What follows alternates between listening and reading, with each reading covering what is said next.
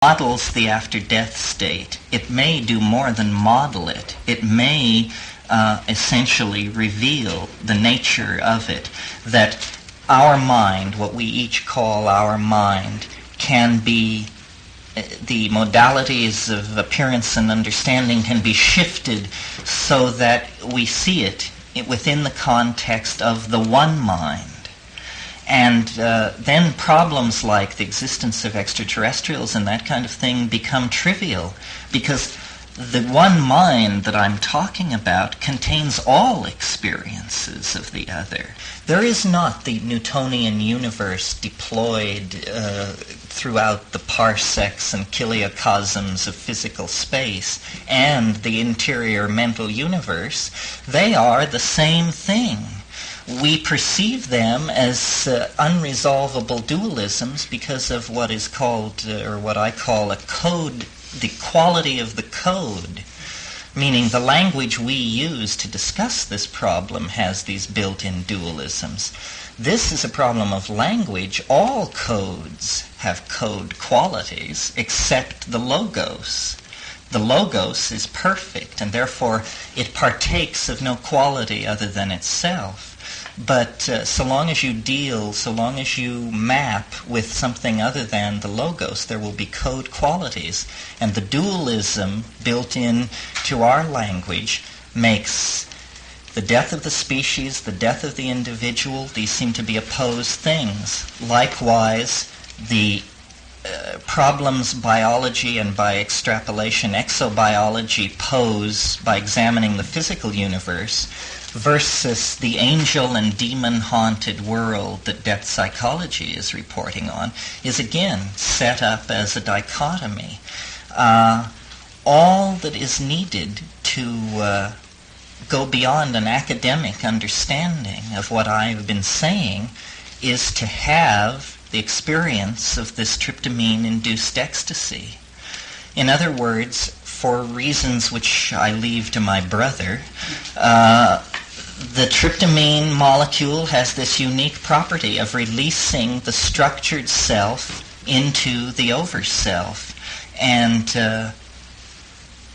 each person who has that experience undergoes a mini-apocalypse, a mini entry and mapping into hyperspace.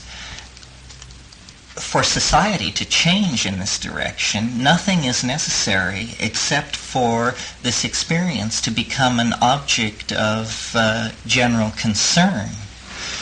Now, I'm not saying everybody should rush out and take mushrooms, in case you thought that's what I was saying. But I am saying that these fields of information, which I don't know if you're like me, but my experience of these things is basically literary. I read Plotinus, I read Heraclitus, I read all this stuff, and I try to integrate it intellectually. But it is a plane of experience that is directly accessible. And the role that each of us plays in relationship to it determines how we will present ourselves in the final transformation that this hints of. In other words, in this theory, there is a kind of teleological bias. There is a belief that there is a hyper-object called the overmind or God or what have you that casts a shadow into time. And history is the experiencing of this shadow. And as you draw closer and closer to the source of the shadow, the paradoxes intensify. The rate of change intensifies. Because what is happening is that this hyper-object is beginning to ingress into three-dimensional space. One way of thinking of it is that the dream and the waking world and the world of the dream begin to become one, so that the school of flying saucer criticism, which has said flying saucers are hallucinations, was in a certain sense correct, in that the laws which operate in the dream, the laws which operate in hyperspace, can at times operate in three-dimensional space when the barrier between the two modes becomes weak. And then you have these curious experiences, sometimes called psychotic breaks, sometimes called whatever, but which always have a tremendous impact on the person they're happening to, because there seems to be an exterior component that could not possibly be mental. This, what I'm talking about, is when coincidences begin to build and build and build until you finally say, I don't know what is going on, but it's preposterous to claim that this is a psychological phenomenon, because these are changes in the world, what Jung called synchronicity and made a certain model of. But what it really is that an alternative physics is beginning to impinge on reality. And it is the physics of light, essentially. Light is composed of photons. Photons have no antiparticle. This means that there is no dualism in the world of light. And if you try to imagine the experience from the point of view of a thing made of light, you realize, I'm sure you're all familiar with the conventions of relativity, which say that time slows down as you approach the speed of light. But what is never said about that is that if you move at the speed of light, there is no time whatsoever. There is an experience of time zero. So if you imagine for a moment yourself to be made of light or in possession of a vehicle which can move at the speed of light, there you can traverse from any point in the universe to any other with a subjective experience of time zero. This means that you cross to Alpha Centauri, time zero. But the amount of time that has passed in the relativistic universe is whatever it is, 4.5 years. But if you move at very great distances, if you cross 250,000 light years across to Andromeda, you still have an experience of time zero. The only experience of time that you have is a subjective time that is created by your own mentation. But in relationship to the so-called Newtonian universe, there is no time whatsoever. You exist in eternity. You have become eternal.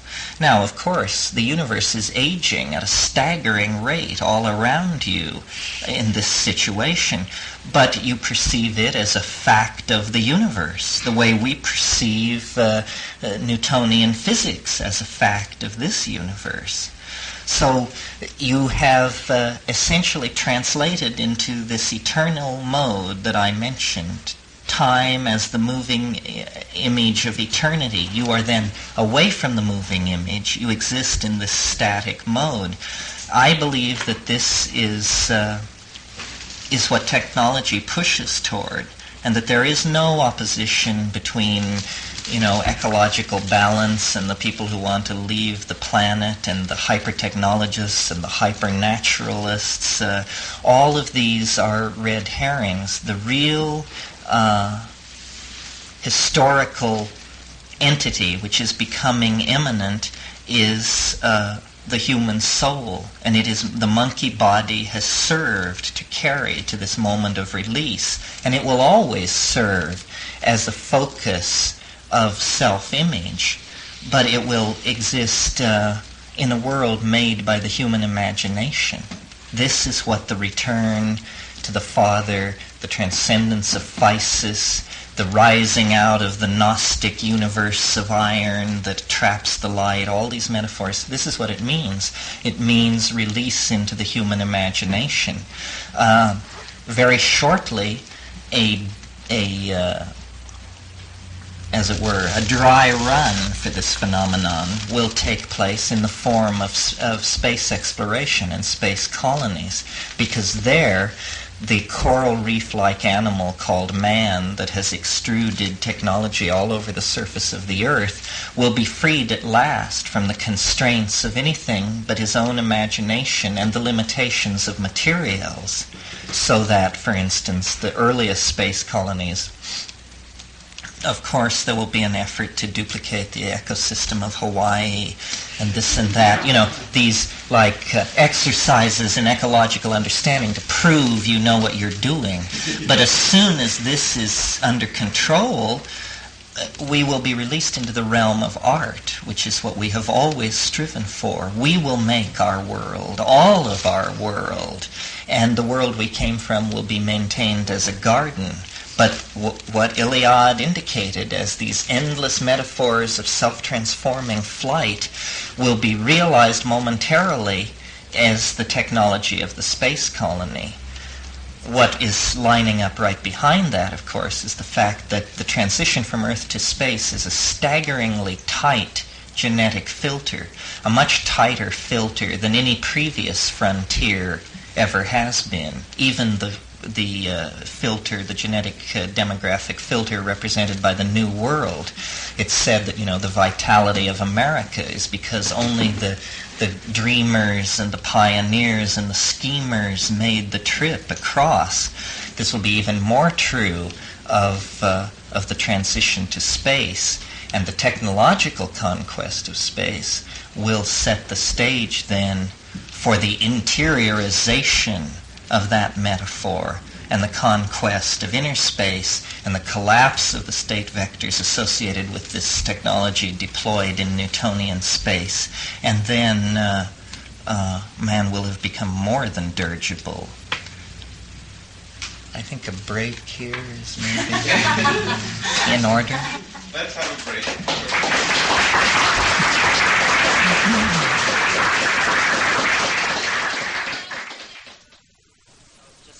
Couple more things, and then there seem to be a lot of questions, so I'll throw it open for questions. But before I do that, I mentioned this book, The Invisible Landscape, that my brother and I wrote, and I'll say just a bit about it because it relates to what's been said. I spoke in general terms about the technology which would interiorize the body, exteriorize the soul, spoke of it as a long-term technological goal, meaning visible within the next 100 or so years, following on to space travel, that sort of thing. But what the invisible landscape is about is an effort to short-circuit that chronology and to actually, in a certain sense, force the issue.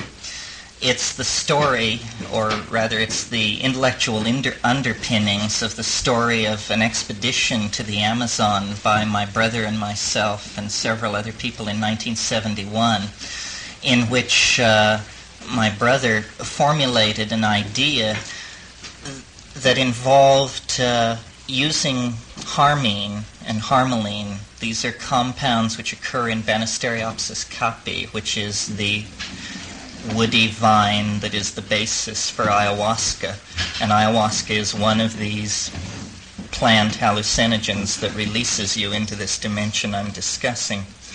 An effort to use harmine in conjunction with the human voice in what we called the experiment at La Chorrera, which was basically, you can take it as very loose science or very tight magic. But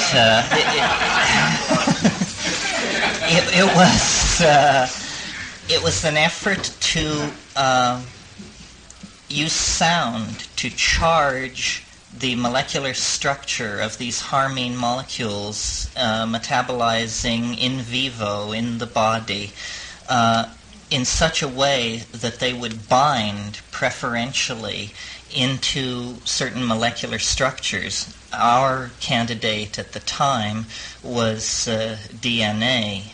I think Frank Barr has convinced me that there's as great a likelihood that it involves binding into melanin bodies is as likely a possibility as that it involves DNA, but it involves binding into a molecular site where information is stored, so that this information is then broadcast essentially in the mind in such a way that you begin to get a readout on the structure of the soul. In other words, this was an effort to use a kind of shamanic technology to bell the cat, if you will, to hang a superconducting, telemetric, psychedelic device on the overmind so that there would be a continuous readout of information from this dimension. And the success or failure of this you may judge by reading the book, because the first half of the book describes the experiment, the theoretical underpinning of the experiment. The second half of the book describes the theory of the structure of time that derived from the bizarre mental states that followed upon the experiment. I don't claim that we succeeded. I just claim that our theory of what happened is better than any theory any of our critics have been able to bring forward. But whether we succeeded or not, that kind of thinking points the way. In other words, when I speak of the technology of building the starship, I imagine it will be done with voltages far below the voltage of a common flashlight battery. This is, after all, where the most interesting phenomenon go on in nature. Thought is that kind of phenomenon. Metabolism is that kind of phenomenon. So I think that an Aquarian science, or a science that places the psychedelic experience at the center of its program of investigation, should move toward a practical realization of this goal, the goal of eliminating the barrier between the ego and the overself, so that the ego can perceive itself as an expression of the overself, so that the anxiety of being cast into matter, of apparently facing a tremendous biological crisis in the form of death, of apparently facing a tremendous physical species crisis in the form of the apocalypse, the crisis of limitation in physical space by being planet-bound, all of these things can be obviated by cultivating the soul, basically, by practicing shamanism using these tryptamine drugs that I've described. And my plea to scientists, administrators, and politicians who may be listening to my voice is to look again at psilocybin, to not lump it with the other psychedelics, to realize that it is a phenomenon unto itself, and it has an enormous potential for transforming mankind, not simply transforming the people who take it, but it is like an art movement or a mathematical understanding or a scientific breakthrough. It holds the possibility of transforming the entire society simply by virtue of the information that is coming through. This is a source of gnosis, and the voice of gnosis has been silenced in the Western mind for at least 1,000 years. I like to think that when these Franciscans and Dominicans arrived in Mexico in the 16th century, they immediately set about stamping this thing out. The Indians called it Tianonacatl, the flesh of the gods. Well, the Catholic Church has a monopoly on theophagia and was not pleased by this particular approach to what was going on.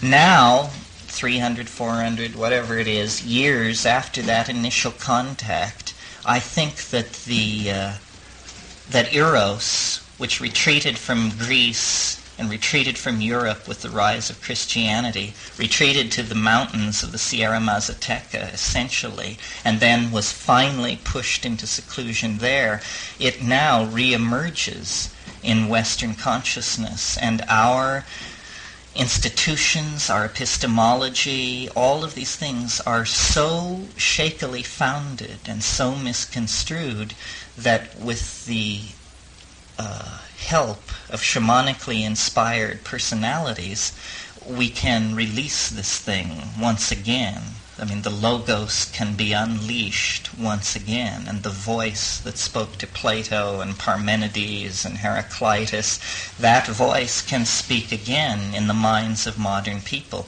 And when it does, the alienation will be ended because we will have become the alien. And this is the promise that is held out. And I realize that it may seem to some a nightmare vision, but it is all historical changes of immense magnitude have had that quality because they propel people into a completely new world. Are there any questions? Yes. You indicate that this essentially needs to be done through hallucinogens. And I'm not saying they're good or bad. I'm just saying that there appear to be many ways of discovering that the inner reality, the ultimate reality. You want me to comment on that? Yeah. I agree with you that this is a strongly held position. I always, in my explorations, have recourse to my own experience, and I've not had good luck with any of these other techniques. I spent time in India, practiced yoga, scoured the various rishis, roshis, geshes, and gurus that Asia had to offer. And I believe they must be talking about something, but in my experience, it is so pale and so far removed from the actual closure with the intense tryptamine ecstasy that I don't really know what to make of it. And I am willing to believe these things are possible. I just must be a very grounded person. Well, maybe it's a shortcut for a lot of people. Well, Tantra, for instance, claims to be, that's what Tantra means, is the shortcut path. And certainly they might be on the right track. Sexuality, orgasm, these things do have tryptamine-esque qualities to them. But the main thing about psilocybin, and I stress it over all these other hallucinogens, is information. Immense amounts of information. In my experience, a hallucinogen like LSD, the hallucinations seem largely to be somehow related to the structure of the optic nerve, or they are essentially trivial. They are geometric patterns, shifting lights, this and that, but unless synergized by another drug. The classic psychedelic experience that started it all with Huxley and those people was, I believe, 200 micrograms of LSD and 30 milligrams of mescaline. And I would believe that would deliver a visionary experience rather than an experience of hallucinations. And the difference is, what psilocybin shows you is not colored lights and moving grids. It shows you places, jungles, cities, machines, books, architectonic form of incredible complexity. Just click, click, click. There is no possibility that this could be construed as noise of any sort. It is, in fact, the most highly ordered visual information that you ever experience. Much more highly ordered than the visual experience I'm having at this moment of this room. But information in the form of a flood of data, that isn't gnosis. I mean, could you spell out what you mean? You certainly must mean something more important than a flood of data. No. I think I talked about this last time, that Philo-Judaeus talks about what he calls a more perfect logos. He says a more perfect logos would be beheld rather than heard. In other words, the formulation you get in the Gospel of John, in principio et verbum caro factum est. In the beginning was the Word. Yes, it was the Word in the beginning, but this is a strange kind of word. It is a word which is visually beheld, and the language in which the gnosis communicates is a language of visual forms such that there is no ambiguity about meaning, because there is no recourse to a dictionary of agreed upon signification. It is purely beheld. This is why it's very hard. One of the main problems with psychedelic drugs is to bring back information, because it is hard to English it. And the reason it's hard to English it is because it's like trying to make a three-dimensional rendering of a fourth-dimensional object. Only through the medium of sight can the true modality of this logos be perceived. That's why it's so interesting, and I should have maybe talked more about it, that psilocybin and ayahuasca, which is this aboriginal drug which uses tryptamine to make it run, is there's a telepathic component, which is there is a shared state of mind, because the unfolding hallucination is shared in complete silence. And, it's very hard to prove this to a scientist, but if four people are having this experience, one person can monologue it and then cease the monologue, and another person will take it up. Everyone is seeing the same thing. And this, it is the quality of being visual information, to answer your question, Arthur, that seems to make this logos believable, in the way that I quoted William Blake when he said, the truth cannot be told. That is very powerful, that statement. And you do believe it. That, yes. You do believe it. But I was going to say that you're speaking of seeing, and we say QED after a demonstration in geometry, but the Hindus say behold. Now, the seeing involved there, I wouldn't think of as visual, but it does get the word seeing, the name seeing.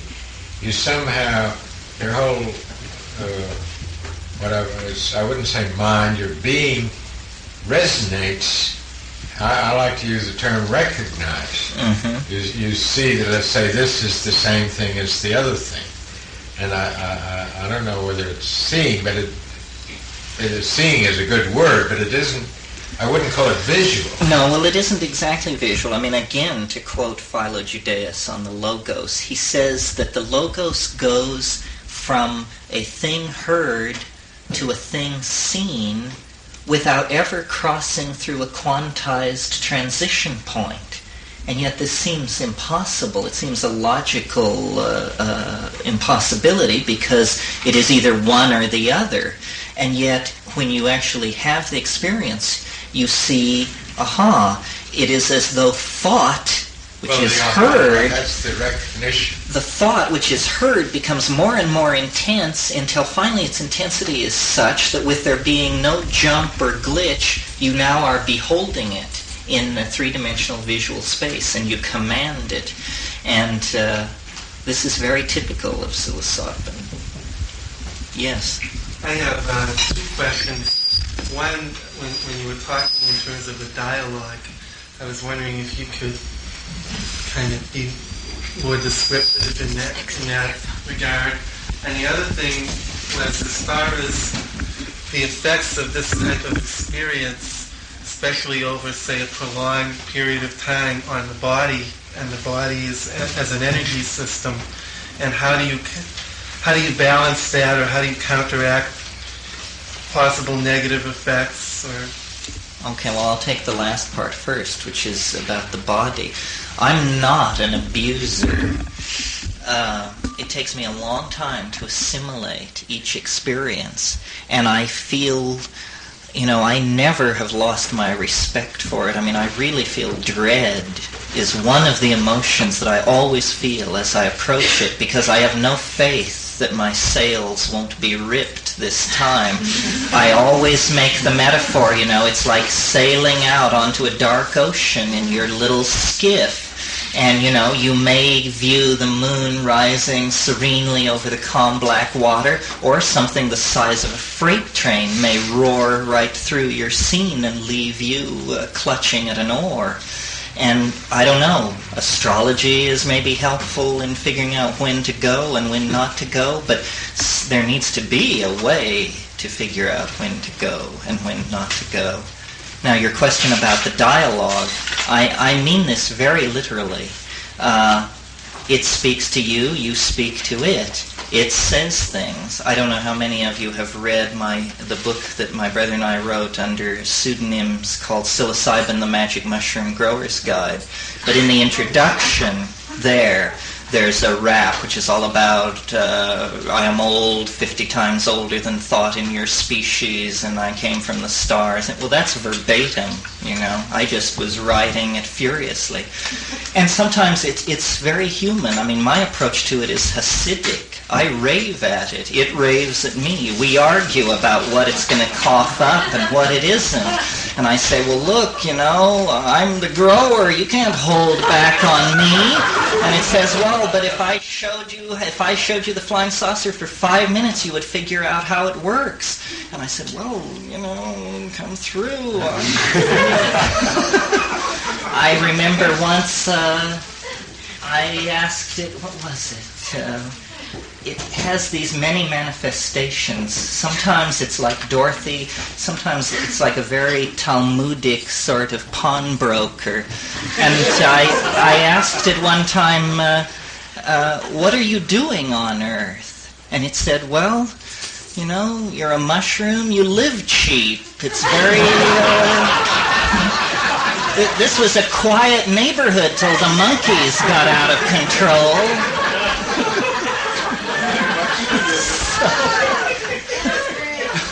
Yes. I can get some clarification on some of the things you said. I can understand, you know, at least in my own way, you know, how this idea about an overconsciousness or, you know, casting a shadow, and that our psychedelic experience or dream experience has to do with getting in touch with that. But you said that I'm not really positive about this. This is what I need some clarification on. Is that in some sense that those brief experiences, that something about that our experience was in order to get back there, and that was the reason for us to be? Let me see. Well, I think that this object, as a friend of mine said, history is the shockwave of eschatology. In other words, we are living in a very unique moment, 10 or 20,000 years long, where this immense transition is happening. And the object at the end of and beyond history, which is the human species transformed into this eternal superconducting overmind spacecraft thing, is casting a shadow back through time. And all religion, all philosophy, all wars, pogroms, persecutions are because people do not get the message right. And that's because there is both the forward-flowing casuistry of being, causal determinism, and the interference pattern that is formed against that by the backward-flowing fact of this eschatological hyper-object throwing its shadow across the landscape. So we exist, there is a great deal of noise. This situation called history is totally unique. It will only last for a moment. It began a moment ago, it will only last for a moment. But in that moment, there is like this tremendous burst of static as the monkey goes to godhood, and there is this crossing of the I don't like to call it the casuistry, but the efficacy of the eschaton, this final eschatological object, and the forward flow of entropic circumstance. Does that get it for you? Maybe. Well, I have a little bit of trouble of, thinking kind of like which came first. Are you saying the chicken or the egg? Are you saying that this overconsciousness has something to do with... Well, I'm certainly saying that life is necessary. that life is, it is not the idea that we have been skewed onto a siding called organic existence and that our actual place is in eternity. No, there is something about, this is a very important part of the cycle. It is a filter. Remember, I mentioned that I thought that there was the possibility of extinction. There was the possibility of falling into physis forever. And so in that sense, the metaphor of the fall is valid. There is a spiritual obligation. There is a task to be done. It isn't, though, simply something as simple-minded as following a set of somebody else's rules. It's that the noetic enterprise is a primary obligation of being in this circumstance. And your salvation is linked to it, because if you do, and not everyone has to read alchemical texts or study superconducting biochemistry to make the transition. Most people make it naively by thinking clearly about the present at hand. But we are intellectuals trapped in a world of too much information. Innocence is gone for us. We cannot expect to cross the rainbow bridge through the act of a good act of contrition. That won't be sufficient. We have to understand. And I recall, Whitehead said, understanding is the apperception of pattern as such, because to fear death is to not understand what's going on. And to even see it as a big deal is to not understand what's going on, although I don't claim to have reached that exalted plane.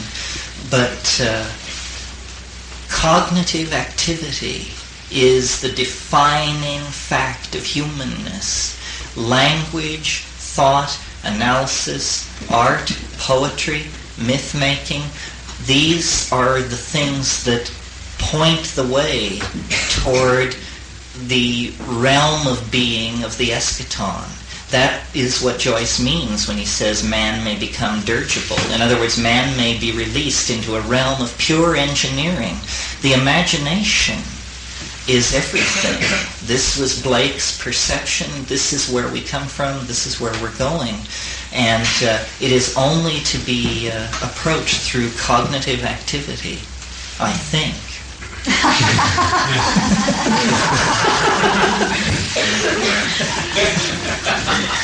Really? Terence, Yes. Could you comment on the importance of your discussion of the I Ching in your book? Well, very briefly, because I always have the feeling this part bores people more than any other because it hinges on tiny details. But briefly, what the Logos said to me was that time is not simply a homogeneous medium where things occur. You can think of it as a fluctuating density of probability, so that though science will tell us what can happen and what cannot happen, we have no theory that explains why, out of everything that could happen, certain things undergo what Whitehead called the formality of actually occurring. And this was what the Logos sought to explain to me. Why, out of all the myriad things that could happen, certain things undergo the formality of occurring. And it is because there is a modular hierarchy of waves of temporal conditioning or temporal density, or in other words, a given moment, it is more likely for a certain event rated highly improbable. It is more probable at some moments than others. And taking that simple perception and being led by the hand by the Logos, we were able to construe maps of time which we run on a computer and which give a map of the ingression of what I call novelty, the ingression of novelty into time. Now, as a general statement, it's obvious that novelty generally is increasing. It has been since the very beginning of the universe, because first there was only the possibility of nuclear interaction, and then as temperatures fell and below the bond strength of the nucleus, atomic systems could be formed, and then as temperature fell, molecular systems could be formed. Then much later, life became possible, and then as very high life forms, complex life forms evolved, thought became possible, culture was invented, and then with the invention of printing and language, and then printing, and then electronic information movement and this kind of thing. What is happening is there is an ingression of novelty toward what Whitehead, and I took his term, call concrescence. And this is a tightening gyre. Everything is flowing together. And in fact, the man-made lapis, the alchemical stone at the end of time, occurs when everything flows together, when the laws of physics are obviated and the universe disappears, and what is left is the tightly bound plenum, the monad, if you wish, able to express itself for itself rather than able only to cast a shadow into physis as its reflection. And I come very close here to classical millenarian and apocalyptarian thought. My view of the rate at which change is accelerating and the way the gyre is tightening causes me to think, and the wave predicts this, that it is not long, it is soon. 50 years, 25 years, 35 years, then this event will occur. It is the entry of the species into hyperspace, but it will appear to be the collapse of the state vector and the end of physical laws and the release of the mind into itself. And all these other images, the starship, the space colony, all that, these are precursors. Again, the idea that history is the shock wave of eschatology. As you close distance with the eschatological object, the reflections it is throwing off become more and more true to the thing itself. And in the final moment, God stands revealed. There are no more reflections of the mystery. The mystery in all its nakedness then is seen, and nothing else exists. But what this is, decency can safely scarcely hint at.